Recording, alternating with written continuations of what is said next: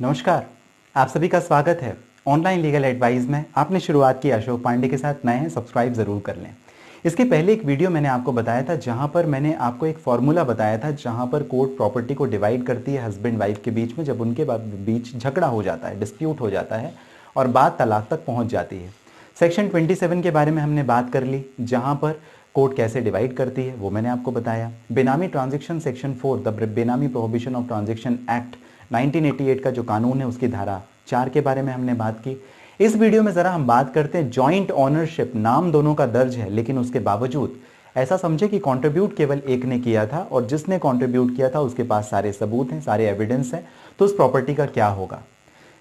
For example, ऐसा अगर आप मान ले कि संपत्ति जो प्रॉपर्टी है एक फ्लैट है और वो फ्लैट मैंने खरीदा कब, जब मेरी शादी हुई। शादी के 5 साल तक मैं रिलेशन में था और रिलेशन में रहते हुए जब उस फ्लैट को मैंने खरीदा, पूरे ट्रांजैक्शंस मैंने किए, लेकिन जो प्रॉपर्टी है मेरे और मेरे वाइफ दोनों के नाम पर दर्ज है। तो जॉइंट ओनरशिप प्रॉपर्टी हो गई वो, यानी दोनों का कंट्रीब्यूशन तो 50-50 समझा जाना चाहिए। जब कभी भी डिस्प्यूट भी आएगा तो कोर्ट देखती है कि भाई टाइटल किसके नाम पर है, पोजीशन किसके नाम पर है, और जो टाइटल और पोजीशन ज़्यादा ज़रूरी होता है कोर्ट उसका कंट्रीब्यूशन 50-50 करके प्रॉपर्टी का डिवीजन कर देती है अंडर सेक्शन 27।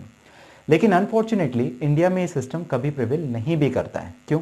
क्योंकि जो नॉन फाइनेंशियल कंट्रीब्यूटर होता है, सपोज डैट मैं और मेरी वाइफ दोनों जॉब करते हैं, मेरी वाइफ कमा रही थी और मैं नहीं कमा रहा था, लेकिन जो संपत्ति है वो दोनों नाम के नाम पर दर्ज है।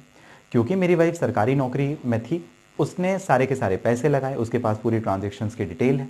अगर वो कोर्ट में ये साबित कर देती है कि पूरा का पूरा जो ट्रांजेक्शन है प्रॉपर्टी के लिए वो उसने किया था, पूरा का पूरा जो रेम्यूनरेशन पेड किया, पैसा जो दिया है वो वाइफ ने दिया, तो मैं एंटाइटल नहीं होऊंगा और बहुत ज़्यादा चांसेस हैं कि प्रॉपर्टी में मुझे हिस्सा नहीं मिलेगा।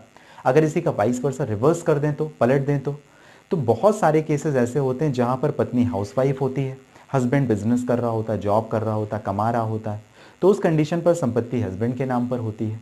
तो वहां पर जब तलाक होगा तो क्या वाइफ को कुछ भी नहीं मिलेगा? ऐसा ही कुछ निर्धारित किया गया अरुण दास वर्सेस श्रीमती अपूर्णा दास के केस में। ये जो मामला था कोर्ट में चला, दोनों के नाम पर सेल डीड रजिस्टर्ड थी 50-50, जो रजिस्ट्री थी, डॉक्यूमेंट्स थे दोनों के नाम पर प्रॉपर्टी के 50-50 थे। लेकिन जो बैंक अकाउंट स्टेटमेंट थे, हस्बैंड ने ये शो किया कि पूरे के पूरे जो ट्रांजेक्शन्स हैं उस घर को खरीदने, उस प्रॉपर्टी को खरीदने के लिए हस्बैंड ने किए।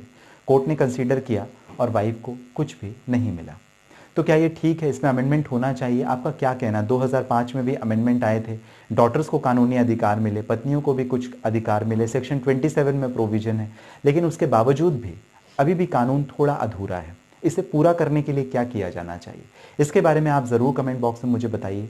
इसमें हमने बात की इस पर्टिकुलर वीडियो में joint ownership of property where one party is contributed. एक व्यक्ति ने पैसा दिया, एक पार्टी, एक स्पाउस ने पैसा दिया, लेकिन जो संपत्ति है वो जॉइंट ओनरशिप यानी दोनों पति पत्नी के नाम पर है। तो उस प्रॉपर्टी का विभाजन कैसे होता है, एक रेलेवेंट जजमेंट अरुण दास का केस बताते हुए मैंने आपको समझाने की कोशिश की। आपको जानकारी कैसी लगी मुझे जरूर कमेंट बॉक्स में मेंशन कीजिएगा। लेकिन ज़्यादातर अमूमन जो मामले होते हैं, खासकर म्यूचुअल डाइवोर्स के केस में, यदि कॉन्टेस्टेड भी जाते हैं तो उनमें अगर सेटलमेंट होता है तो प्रॉपर्टी 50-50 दोनों के बीच में, पति और पत्नी के बीच में सेटल होती है और होनी भी चाहिए एज ऑब्वियस। लेकिन अगर एक स्पाउस कॉन्ट्रडिक्ट करे, लड़ने की कगार पे जाए और वो लड़े और अपने पक्ष को साबित कर सके कि उसने ही ये फाइनेंशियल कंट्रीब्यूशन 100% किया था, तो शायद इस बात के भी चांसेस हैं कि ऑपोजिट पार्टी को कोर्ट कंसीडर ना करे और उसे प्रॉपर्टी पर हिस्सा ना दे। इस वजह से ये बात ध्यान रखें कि जब कभी भी जो भी प्रॉपर्टी आप ले रहे हैं, खरीद रहे हैं, किसने कितना परसेंट कंट्रीब्यूशन किया, अगर डिस्प्यूट के आपको चांसेस लग रहे हैं तो उसके सारे एविडेंस यानी सबूत आप करके रखें, इकट्ठा आपको रखेंगे, आएंगे भविष्य में काम। तो जॉइंट ओनरशिप से संबंधित आपको ये वीडियो, ये जानकारी कैसी लगी, जहां पर वन पार्टी कंट्रीब्यूशन और प्रॉपर्टी के बारे में मैंने आपको बताया, स्टैंडर्ड ऑपरेटिंग प्रोसीजर कोर्ट का क्या होता है संपत्ति को बांटने के लिए, इसके पहले का एक वीडियो आप जरूर देखिएगा।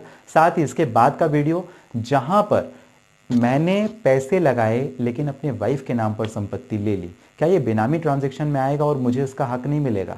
इसके बारे में हम जरा बात करेंगे। चलिए मिलते हैं अगले वीडियो में किसी जानकारी के लिए। अगर आप पर्सनली मुझे करना चाहें बात, इस वीडियो के डिस्क्रिप्शन में डिटेल है, लिंक है जहां से डायरेक्ट अपॉइंटमेंट बुक करके कर सकते हैं आप बात। मिलते हैं अगले वीडियो में। स्वस्थ रहें, सुरक्षित